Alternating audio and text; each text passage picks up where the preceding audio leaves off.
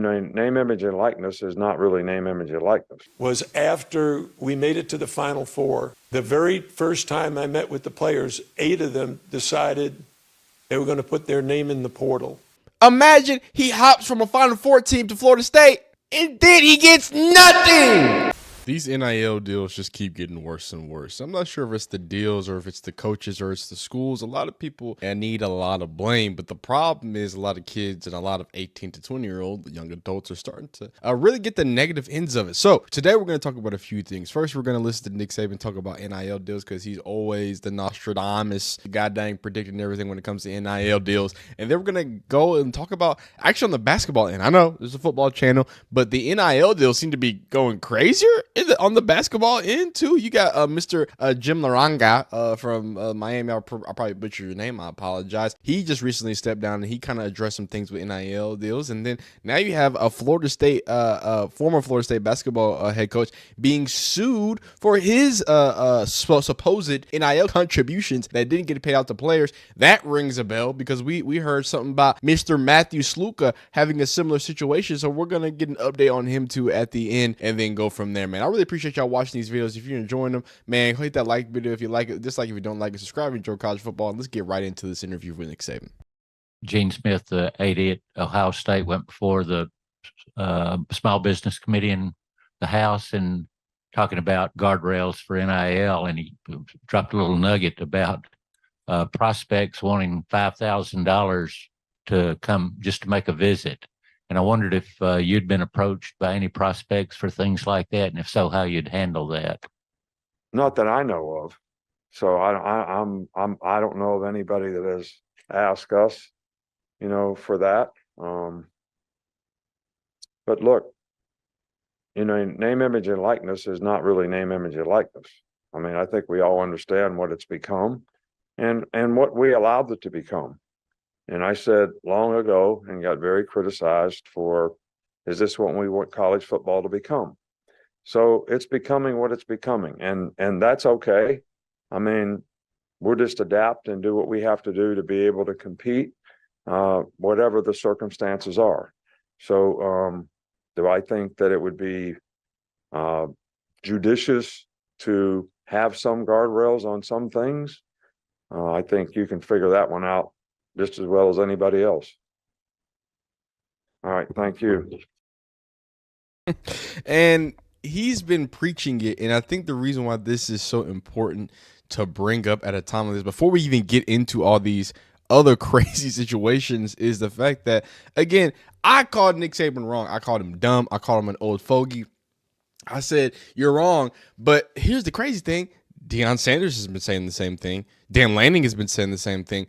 All these other head coaches are saying the exact same things. And now you have basketball head coaches resigning due to what? Tell them why you resigned. I'm exhausted. I've tried every which way to keep this going. And I know I'm going to be asked a lot of questions, but I want to answer them before I'm even asked.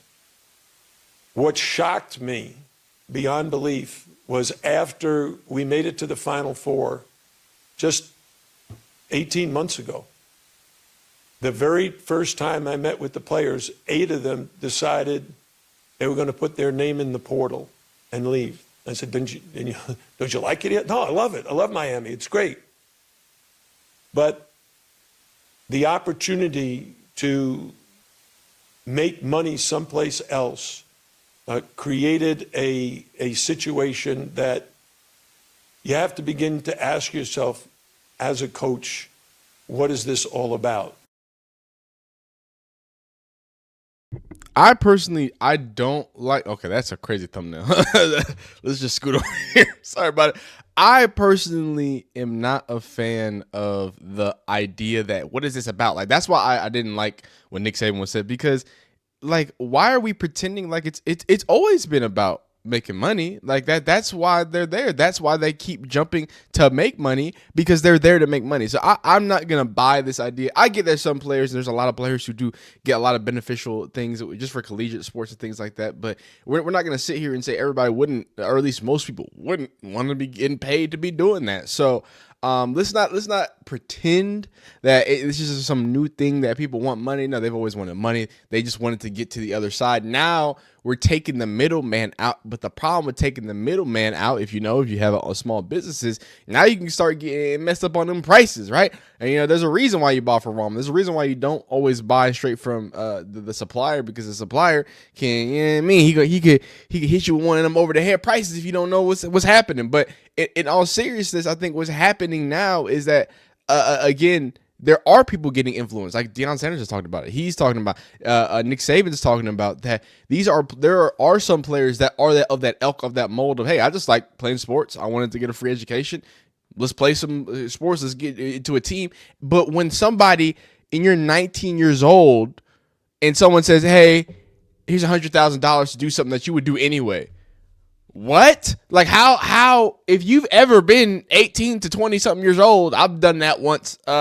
If you tell me $10,000, I'm looking around. If I ain't getting paid, I'm looking around. 10,000 is better than nothing. 10,000 and a free education. You know what I mean? Like you can get me in for enough free cookies. I mean, come on now. But I say all that to say, I have come around to the whole idea that there might need to be some like actual limitations on this. Obviously a lot. And I think the biggest thing is this situation right here. Florida State head basketball coach Leonard Hamilton is being sued by 6 former players over $1.5 million in missed NIL payments. They say he promised. Again, if you're a football fan, if you watch this channel, you should be familiar with the Matthew Sluka situation, in which he was promised multitudes of hundreds of thousands of dollars, and he gets 3 games of the season, 6 games of the season. They're going crazy, they're undefeated, and then he sits. Everybody says he quit on the team. Everybody saying he's crazy, XYZ. But now we have another account of people promising money. So we talked about Loranga, right? Where he just can't keep up with all the NIL. And then on the flip side, now you got people promising fake NIL. How crazy is that? To be an impressionable 19-year-old. Let's imagine, maybe you don't have your parents in your life. Maybe they're not as active in your life. And somebody calls you and says, I'm going to give you some money. Hypothetically, this is Florida State. You don't think Florida State offered some former Miami players? Come on. That's how the game is played, dog. That's how the game is played. So think about this. Hey, I call up somebody from Miami, and we talked about this in our other video about Jay Norvell. Hey, I got you a deal. Like wholesale real estate, if y'all know what that is. Hey, I got you a deal. He don't got a deal. I got you a deal. What he has is he's talked to a school and the agent has talked to a school and said, yeah, we could give him that number. He switches that into, I got you this number. Hop in the portal. I know you've been rooted in Miami. That might have been your dream school. You're playing, you're enjoying it. You're in the Final Four, but I need you to hop in that portal right now to go get this money, son. And they hop in the portal. Imagine that happens to be Florida State. Imagine he hops from a Final Four team to Florida State, and then he gets nothing. Nothing. These kids are being taken advantage of. It's as simple as that. These young adults are being taken advantage of. So I think people need to, apologize to Matthew Sluka. Because then you look up and you see people like Reggie Bush suing for his back owed NIL compensation. Hell yeah. Y'all better pay him. Y'all better pay him what he's owed. I don't even understand. The NCAA is the most corrupt system, and they've created a system in which there's more problems for coaches and players. And again, I'm going to keep preaching that. Y'all keep talking about coaches. The problem that is going to come down is players. It's always the players that get this end of the stick. Always. That's how the NCAA sets it up. Sorry about it. It's not the coaches. They'll go to the NFL. They'll go to a different league. They'll do this. They'll do that.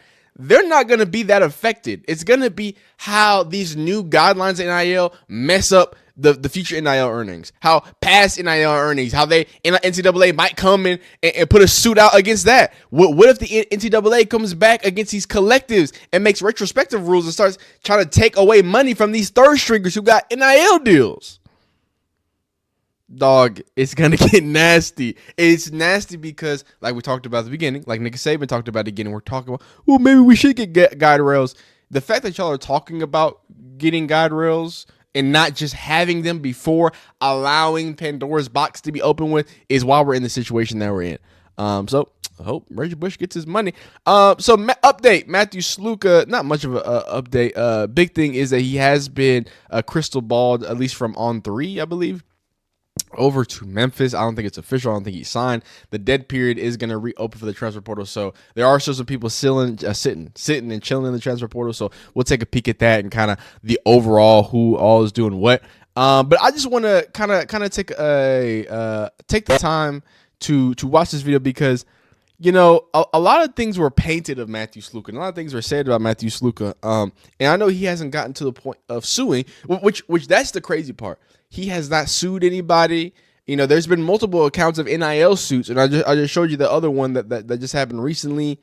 He won games and then he sat down. But now it comes out that apparently money wasn't even the issue. All I'm saying, this whole portion of the video is y'all owe Matthew Sluka some apologies. That's what y'all owe. But I'll let him get to it. So this is what a former coach that had worked with him with Holy Cross has to say about Mr. Sluka. Yeah, I don't know the details because it's there. You can't have conversations with them. I just know that, you know, anybody that's ever played football for me and sweated or bled on that field for me, I stand by 100%. I think Matt, I don't know the details again, but I can assure you it has nothing to do with money. Matt had opportunities to leave Holy Cross for hundreds of thousands of dollars and stayed, and then he had opportunities again in the spring after the spring season was over and some major college football coaches lost their, you know, starters to the portal, that they called me and reached out to me, and Matt wasn't, and my text chain with them is he's not going to be bought. He found a place that he really likes and trusts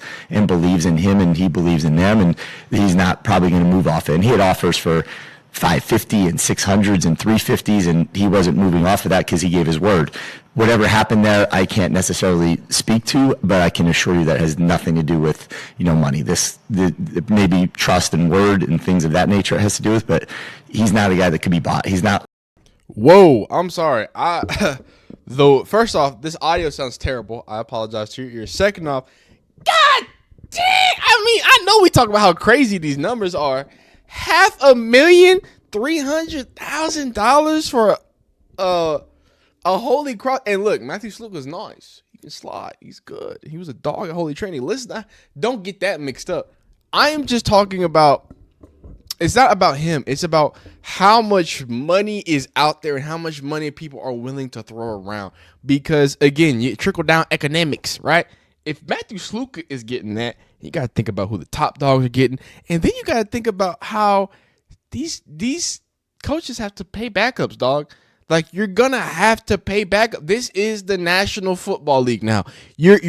Why would I be a backup? The most important thing in college football all time, it's even more important now. The most important thing in college football, you might think it's the run game, you might think it's quarterback here. It's depth.